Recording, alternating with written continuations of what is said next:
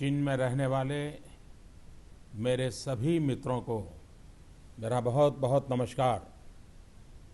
नी हाओ। आज visit India year 2015 के अवसर पर वीडियो के माध्यम से आपको संबोधित करते हुए मुझे बहुत ही खुशी हो रही है। भारत और चीन के रिश्तों की डोर कुछ ऐसी है जो हजारों वर्षों से हमें अटूट बंधन में बांधे हुए है। हम दोनों की विरासत प्राचीन सभ्यता है, जिनके बीच गहरे संबंध भी है।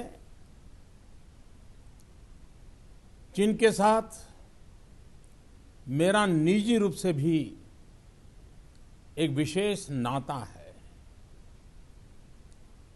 मैं उसे बहुत गहरा रिश्ता समझता हूं। मेरा जन्म जहां हुआ वो गुजरात प्रदेश का एक छोटा सा गांव वडनगर। वो स्थान है जहां चीन के प्रसिद्ध यात्री शुआनजांग जब भारत आए थे तो मेरे गांव में भी आए थे, और कहते हैं कि बहुत लंबे अरसे तक वो मेरे गांव में रहे थे। और जब वो भारत से वापस जाकर चीन में शुआंगजान के शियान क्षेत्र गए थे, और मुझे इस बात का जब जानकारी हुई तो मुझे आनंद हुआ कि वो राष्ट्रपति शी जिनपिंग जी का क्षेत्र है। ये भी एक बड़ा विशिष्ट प्रकार का संकेत मैं समझता हूं। ये सब सिर्फ इतिहास की बातें नहीं हैं। वर्तमान में भी हम उसी अटूट डोर से बंधे हैं। राष्ट्रपति शी जिनपिंग जब पिछले साल भारत आए तो सबसे पहले उनसे मैं गुजरात में जाकर के मिला। मैं स्वयं भी चीन की यात्रा कर चुका हूं। आपके देश में मेरा अनुभव बहुत ही अच्छा रहा। किताबों में चीन के बारे में बहुत कुछ पढ़ा था, लेकिन चीन जाकर जो अनुभव मैंने किया वो अद्वितीय था। जब भी मैं चीन गया, मेरी हमेशा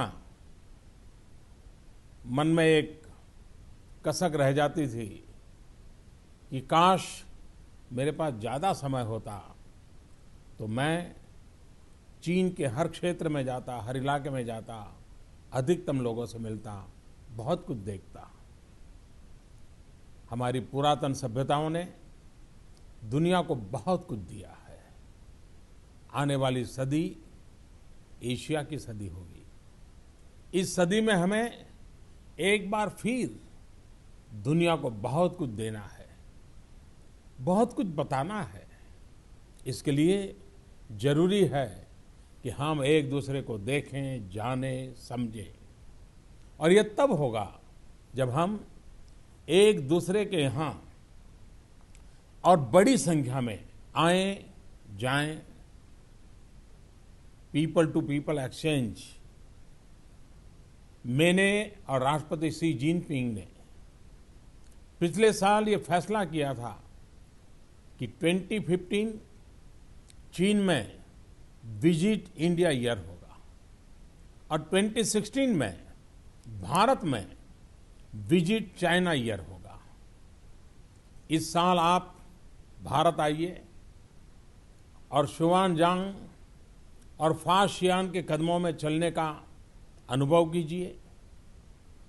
बोध गया, सारनाथ, नालंदा, कुशीनगर जैसे अनगिनत स्थान है। आप इतिहास के पन्ने पलटिए। ये योग की जन्मभूमि भारत में गंगा नदी के किनारे कुछ आसन लगाइए।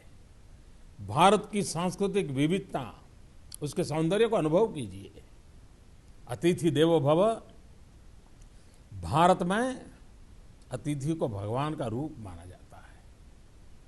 Incredible India. कि इनक्रेडिबल आदर सत्कार का अनुभव करने के लिए मैं आपको भारत आने का आमंत्रण देता हूं। अंत में सभी चीन वासियों को मैं नववर्ष की शुभकामनाएं देना चाहता हूं। चू चुंगो रेनमिन याग नियन हाओ। शय शय। धन्यवाद।